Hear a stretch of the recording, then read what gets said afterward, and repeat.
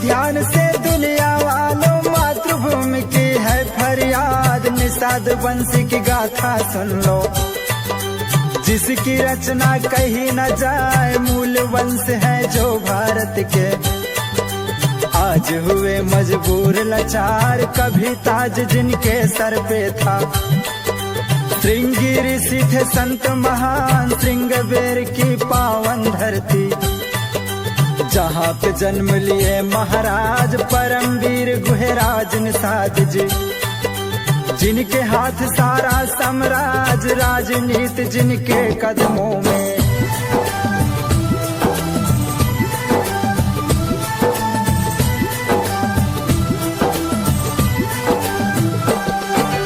नगर अयोध्या के राजा थे राजा दशरथ जी महाराज, घोर युद्ध में मूर्छित पड़ गए, श्रृंगबेर के थे सरताज, महाराज पृथ्वीराज निषाद जी।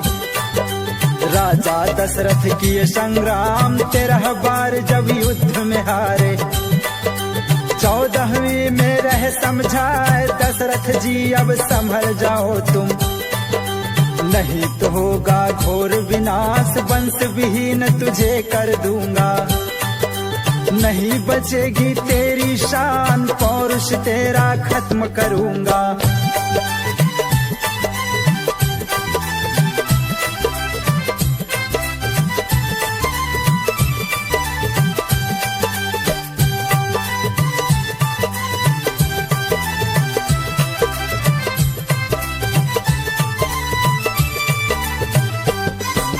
दशरथ बोले क्षत्रिय कुल की हार नहीं होगी बर्दाश्त, तीर्थराज मैं युद्ध करूंगा, हो जाओ तुम भी तैयार, आज फैसला हो के रहेगा। युद्ध हुआ योद्धा के बीच, सुबह से लेके शाम हो गई, आखिर दशरथ हुए लाचार, एक तीर नाभि में लग गई, मचाया अयोध्या हाहाकार, दौड़ पड़े सब जनपुरवासी, तीनों रानियां करे विलाप, मुनि विशिष्ट जी धैर्य बधाए।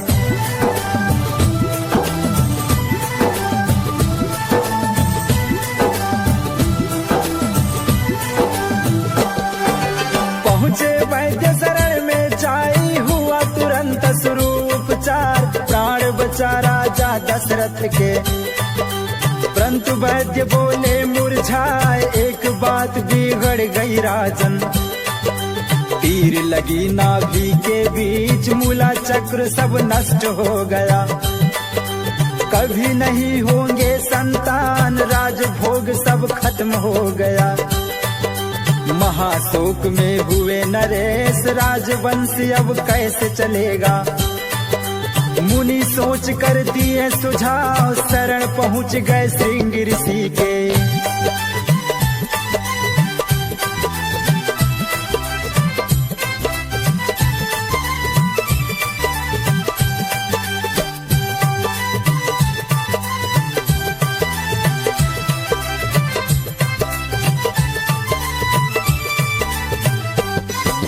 त्राहि त्राहि कर शरण में गिर गए, मन की व्यथा रहे सुनाए, गुरुदेव कोई राह दिखा दो, बोले मुनि जी सोच विचार, कठिन तपस्या करनी होगी, तीनों रानियां करेंगी जाप योग, सुनो ध्यान से दुनिया वालों, मातृभूमि की है फरियाद, निषाद वंश की गाथा सुन लो, जिसकी रचना कही न जाए, मूल वंश है जो भारत के।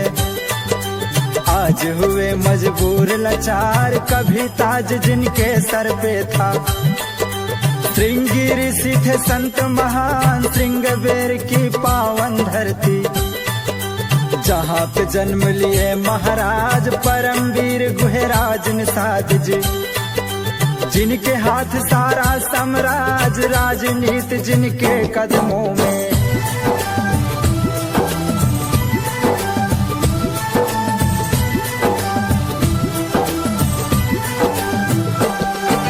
नगर अयोध्या के राजा थे राजा दशरथ जी महाराज, घोर युद्ध में मूर्छित मूर्छित पड़ गए। श्रृंगबेर के थे सरताज महाराज पृथ्वीराज निषाद जी। राजा दशरथ किए संग्राम 13 बार जब युद्ध में हारे। 14वीं में रह समझाए दशरथ जी अब संभल जाओ तुम, नहीं तो होगा घोर विनाश वंश विहीन तुझे कर दूंगा। नहीं बचेगी तेरी शान पौरुष तेरा खत्म करूंगा।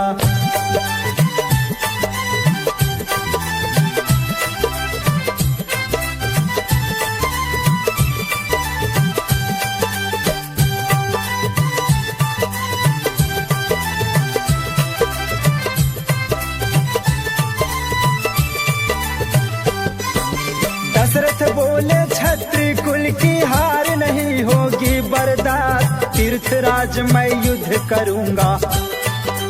हो जाओ तुम भी तैयार आज फैसला हो के रहेगा।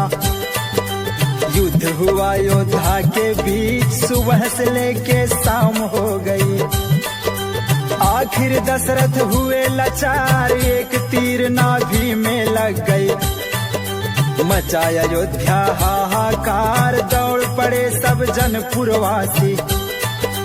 तीनों रानियां करे विलाप मुनि विशिष्ट जी धैर्य बधाए।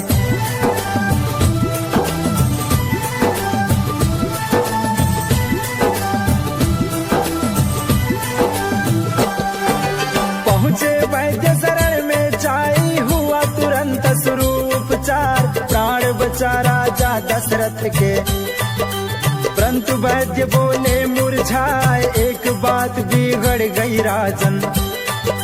तीर लगी नाभि के बीच मूला चक्र सब नष्ट हो गया। कभी नहीं होंगे संतान राजभोग सब खत्म हो गया। महाशोक में हुए नरेश राजवंश अब कैसे चलेगा। मुनि सोच कर दिए सुझाव शरण पहुंच गए श्रृंग ऋषि के।